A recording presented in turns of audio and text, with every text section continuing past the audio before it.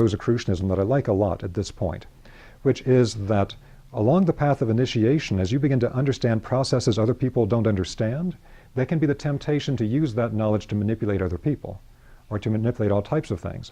Let's say you understand psychology and somebody else doesn't. You can manipulate them with all types of things in neurolinguistic programming and things of that kind. What words do you use? What tonality do you use? How do you present the information? You can manipulate them all over the place. And so in Rosicrucianism, there's a very strong rule that all the powers and understandings gained on the path will be put to the service of other people.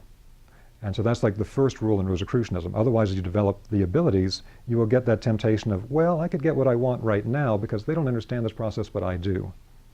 So initiation and inner alchemy. Alchemy has to do with the transformation of something from a base state to a higher state.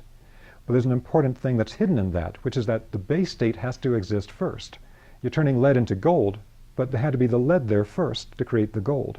So this means that hidden within, all types of lower structures are the seed of its full fruition, very much like the classical illustration of the caterpillar and the butterfly.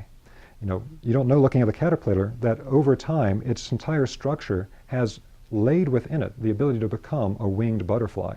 But it's the exact same thing in the human being, which is why they depicted the higher spiritual bodies of the human being as always being with wings, traveling through the spiritual worlds. So we develop the physical body. We develop the body of life force. We develop our consciousness. And in the Rosicrucian work, there's very detailed descriptions of earlier stages of evolution. And it relates to things like Eastern teachings about the great Manvantaras, stages of planetary evolution, in which all these things were laid down at an earlier time that we're not going to get into tonight. So make it very straightforward. But then we come to the point of developing our self-awareness, the I am presence. And that's where we are today. Human beings have developed this, and now we're at this critical point of developing the I am self-awareness, which the Rosicrucians see as being the true message of Christianity. The Rosicrucians see the whole issue of Jesus and Christ being a particular human being of Yeshua ben Joseph, a rabbi who had developed to the point of being able to actually unify himself energetically and in consciousness with the being of the Christ. Now, who is the Christ? It's related to what I referred to before in the Zoroastrian tradition with the Hura Mazdal, the aura of the sun, and the classical tradition of the sun god. Because it was understood in the ancient traditions this was not something pagan, in the detrimental way we use that term sometimes today in the West, but rather this had to do with the whole way that God manifested in the world. And so if we look at our local system, the solar system, everything moves around the sun. And the sun is the inexhaustible source of life in the solar system. It is light and it is heat. Without that light and heat, we would have no life here. And it was understood that if you actually literally look into the energetic aura of the sun, there are spiritual beings of such a high nature that it would be very difficult for them to manifest into denser bodies. They need something of that level to match their own nature. And this is connected to certain of the spiritual hierarchies and to the Christ being. So when they tried to understand this whole mystery of what is the Christ in the early Christian centuries, there was a wonderful text written by one of the great early church fathers in Egypt, whose name was Origen. And Origen wrote a book called On First Principles. And in the book On First Principles, he gives a very simple and beautiful description of how can we understand what the Christ being is. The Christ being is nothing other than a being emanated from the Godhead that has all the qualities of the Godhead in a unified form, but reduced in scale to where human beings can directly interact with this being. Because it was understood originally that the Godhead is everything. The Godhead is literally everything everywhere. But you take those qualities and you create a being that has that at the macrocosmic level, and that was understood to be the Christ being. And then the human being was actually the microcosm of that emanated Godhead. We are the crown of creation, etc. And so what this means in the early Christian centuries is they understood the Christ as being of the exact same nature as the human being. The Christ is almost a kind of oversoul of all human beings at the macrocosmic level. We all connect to the Christ being. And one of the things that Rosicrucians lament is that this impulse came in from lower states of consciousness trying to understand the teachings in Christianity that then somehow made Christianity something that was a separate sect, separate from other sects, which was not the initial concept.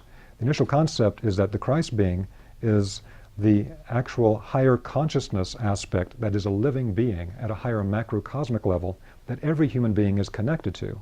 It's not something for one particular set-aside group of people. Some might be more conscious of it than others, but from the perspective of a Rosicrucian, you can find people that are more deeply connected to Christ than someone that says they're Christian, who are Buddhist, Hindus, whatever. It has to do with their illumination of consciousness and what they're resonant with.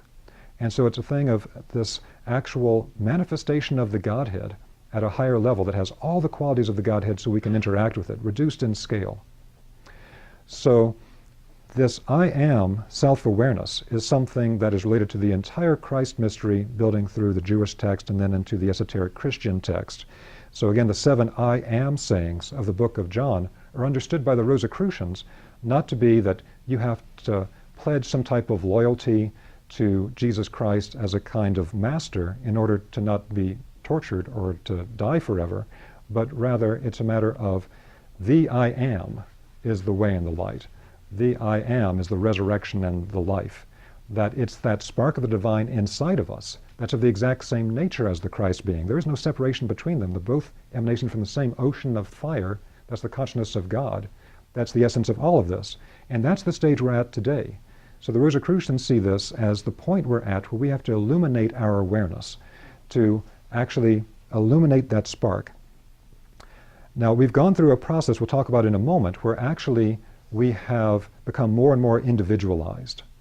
And when we actually pass through this stage at a higher level, we first become more deeply self-aware, but then we actually become aware in a transpersonal way.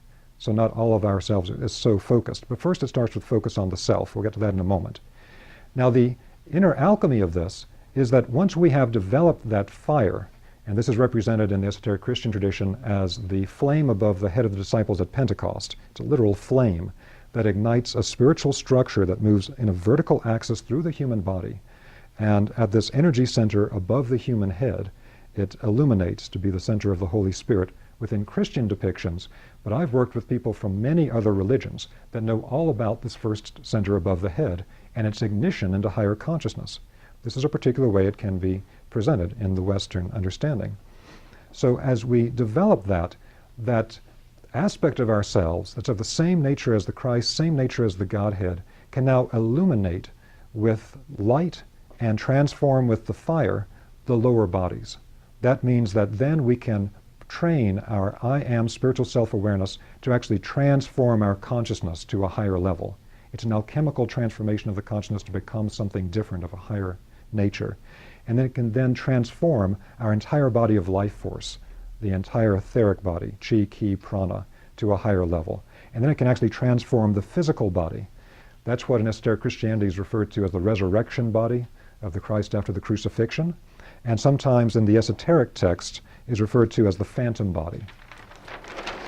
In modern metaphysical terms, we primarily refer to it as the full light body. So again, what we have is the I am, once it completely develops, and we have that awakened spark of the divine inside of us, it transforms our consciousness. Now, as it transforms our consciousness, we have to start with, and now we're getting onto the road of what is Rosicrucian initiation about, and why is it done this way, to first start to analyze our own internal life. We have to be aware of what am I thinking, what am I feeling, what am I doing? Because most of the time we're completely unconscious. These are the kind of things that you find in many traditions, like in the work of Gurdjieff. If you look at the foundations of Gurdjieff's work, he talks about the fact that the terror of the situation, in his terms, is that the whole human race is asleep. We think we're awake and we're walking around in the world, but we're still fast asleep, and we just keep playing out the same reactive psychological patterns again and again and again. So we have to go through a process that he calls waking up and becoming self-aware.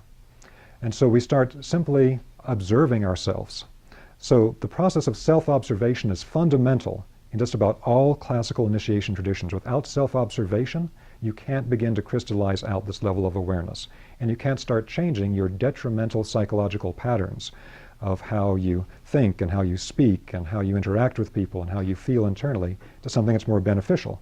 Now, over time, this develops to a higher level, to where your awareness actually becomes transpersonal, so that you're not completely focused on yourself, but rather you can take in the consciousness states of more and more people.